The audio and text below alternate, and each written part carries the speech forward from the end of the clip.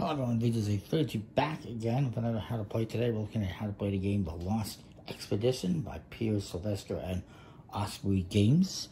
And this game, it's a game where you are trying to follow this legendary explorer Percy Fawcett deep into the Amazon to try to find El Dorado. He went there, he is lost, he's never seen again. I'm guessing this is all made up. And you're trying to accomplish what he did. And it's a nice box and actually opens up from the side. Kind of cool. Although not magnetic or anything like that. So in the game, you have these cards here that you'll set up.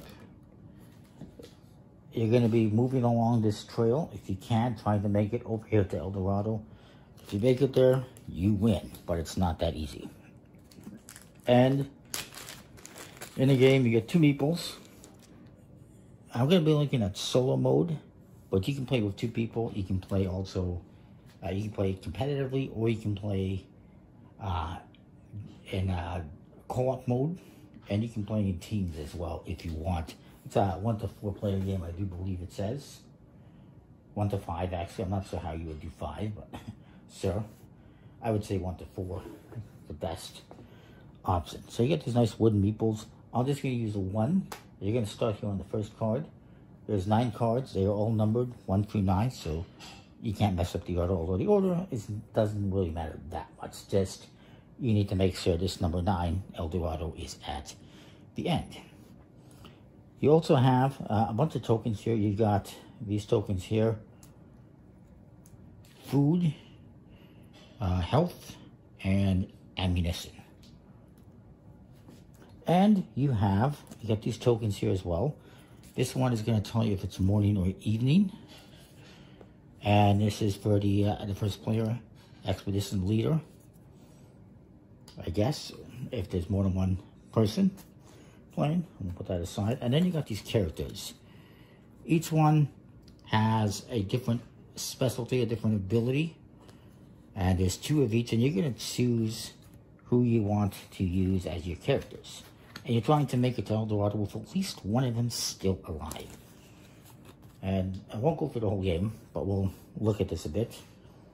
I'll put these characters off to the side here. We've got Roy, or perhaps it's French and it's War. Probably not. Bessie and Isabel. And I should show you, they each have a expertise on them. And there's player aids that come with it as well. They're double-sided, 2 of them. And this one expertise here that Roy has is jungle. This one is camping. It's got a little tent on it. And the last one here that has this little symbol on it is navigation. I guess it's supposed to be, that's a compass, is what it is. And when you look at this stuff, when you look at these cards, it's going to tell you stuff. And if you see the symbol is in white, that means you have to spend that amount. So in this case, I'd have to spend 1 health and 1 food. And this symbol means I would get to remove a card from the end of the line. If the symbol is in black, you gain the symbol. Again, if it's in white, you're spending it. And this, whenever you shift from morning to evening, you're always going to spend 1 food, because otherwise you starve. And you also will be spending and gaining the expertise. On this side, there's some more symbology, different symbols you'll see. This one means you skip. You discard the next card in the path, you get to skip that one. This one allows you to swap any 2 cards later on in the path, should you wish. Notice it says may. You do not have to. If it benefits you, you might want to do it. If it doesn't, it won't. This one lets you remove the last card in the path, not including the current card. And this one lets you add a card to the end of the path. And I keep mentioning path, you'll see what I mean in a minute. And then this symbol lets you move your pawn to the next expedition card, which is what you're trying to do. You can stand them up. And yeah, you can see them. There's a reason why I'm using the yellow as opposed to the green, because I think it's easier to see, but they're both alright. And this symbol, well, you guessed it, it means death. And when you get that, you have to remove one of these explorers, and they can die in other ways as well. So, we'll put that aside for the moment.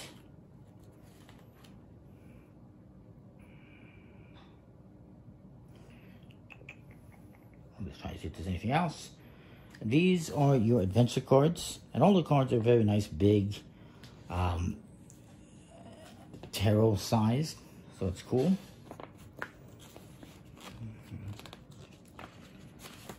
Let me draw the solo mode here. There's some nice clarifications, all sorts of information on how to play.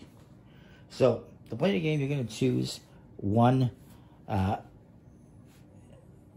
survivor here, one explorer of each expertise, which I've done. If you're playing with competitively, you'll each have. If you're playing competitively, if I could speak, you're each going to have a set of explorers, and you're each going to have a meeple. But for solo mode, we're just using that.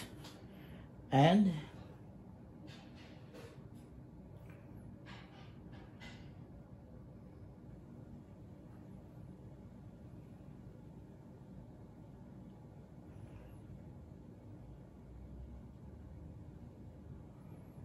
we're going to take, to start off, free food tokens and free ammunition tokens. You can put them over here in our team area, I guess. And we're also going to get some health. Each character is going to get, I believe, 3 health cards. Yeah. So, 3 health tokens on each one of the explorers. Throw these out here. And during the course of the game, you'll be losing these health, potentially, and well, more than likely, because it's hard to win, in my experience at least. And once a character loses all their health, they're dead. They're out of the game. You would turn them over. Rest in peace. So, we have this deck of cards with one player. And again, we're going to start off with morning. And you have to give up a food. I think you have to give up a food immediately when you start. I could be wrong.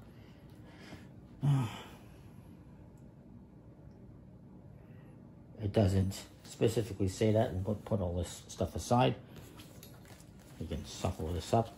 The cards, by the way, just a smooth plastic like this. But it's a nice stock. So you're going to get, in solo mode, maybe a little bit different if you're playing with multiple people, different amounts of cards. But for this, you get 6 cards. I'm going to draw 6 cards.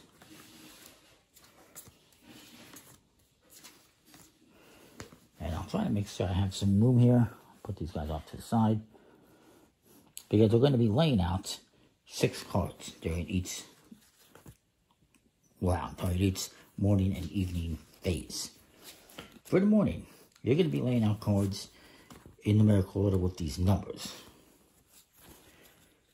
Now, you're going to start, you draw 2 cards from the deck, put them on the table. We got a thunderstorm, and we got a nightshade. Fantastic.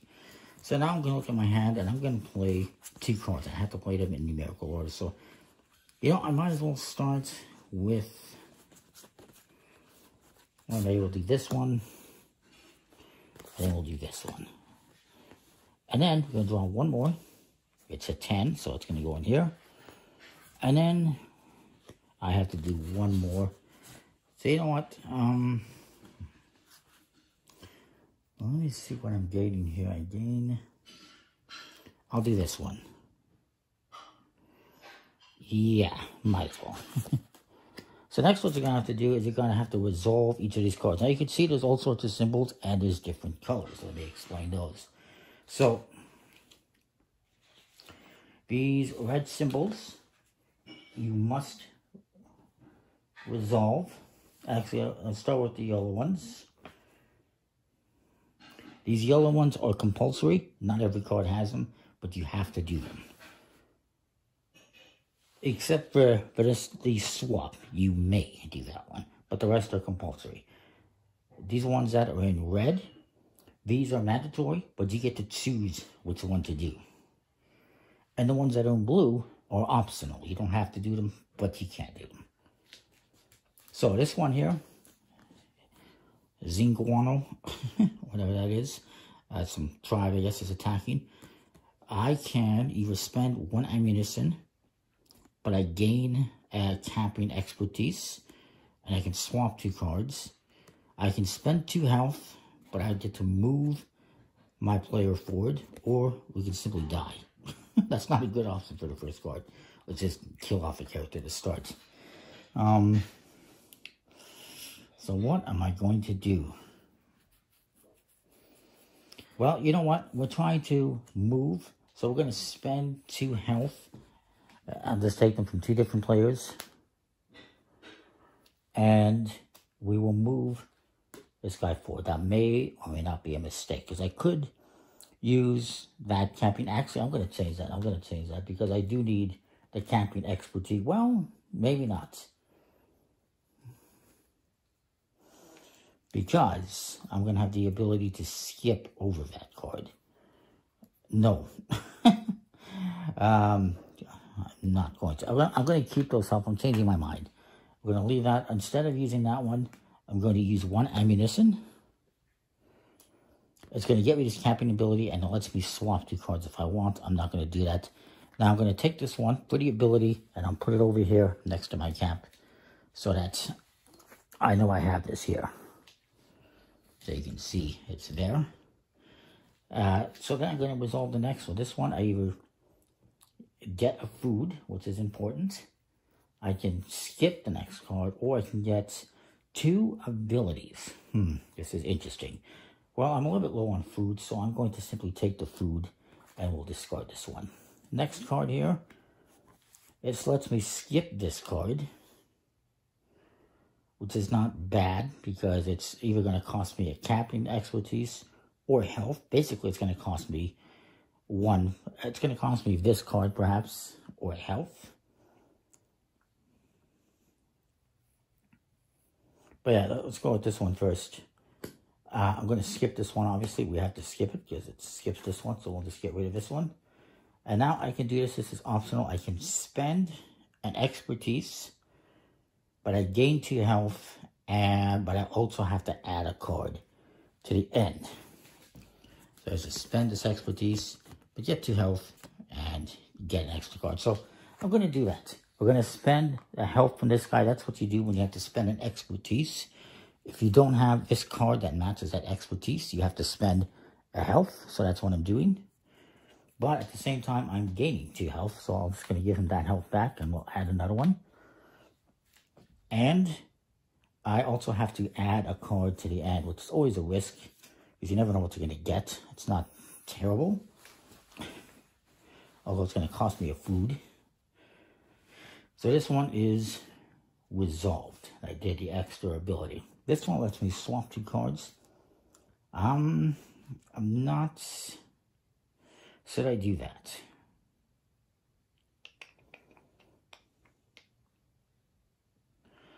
I'm not going to do that. And then I either have to spend a health or an expertise. Well, there goes that health he just acquired. But that one's resolved. And next, I'm moving along here. Hopefully you can see everything else. So I do. Maybe I should zoom in a little bit here, if I could. Oops. This one, I have to spend 2 camping expertise or add 2 cards. So actually, I'm going to add 2 cards. Try my luck here. Okay, that's not bad. And that one isn't so good. Okay. So I spent 2 camping expertises, or I add 2 cards. That's what I did.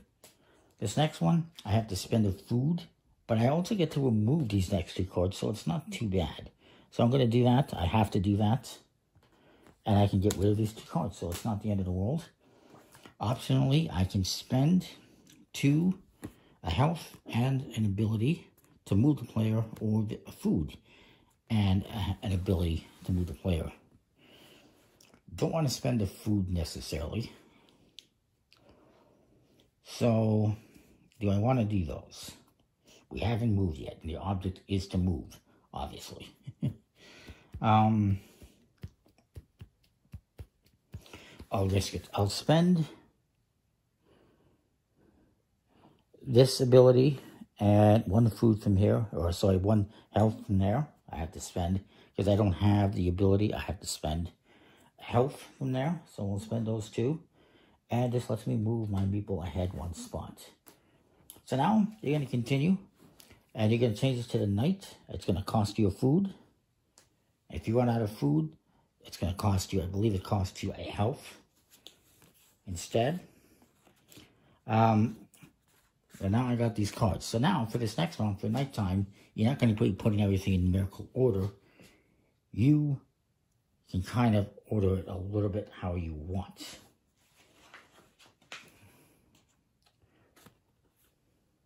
They remain in the order that you play, but you can choose to add at either end of your path now. So now I can start by playing a card from my path. I'll do this one. It gets me a food. And now I have to add a card from the deck.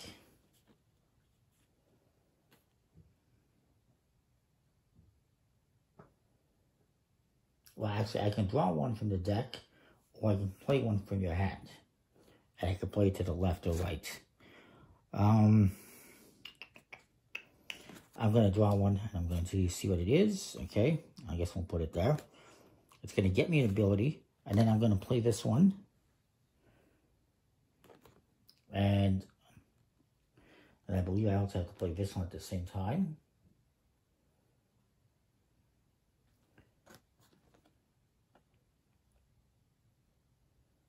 Yeah, you get alternate. So now I'm going to draw another card. And it's going to cost me some stuff. I guess I'll put it over here. And that's going to let me skip the next card. I don't want to skip this one necessarily. Then again, maybe I do. I'm going to put that one down. I'm going to skip that cougar. And then we'll draw another card. And I will.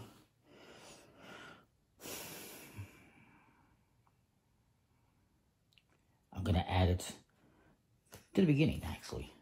So, when you're doing the morning side, you have to put everything in numerical order, aside from any cards you add to the end. But when you're doing the night, you'll play a card to start off, then you can play another one from your hand, either side of it, and you can draw.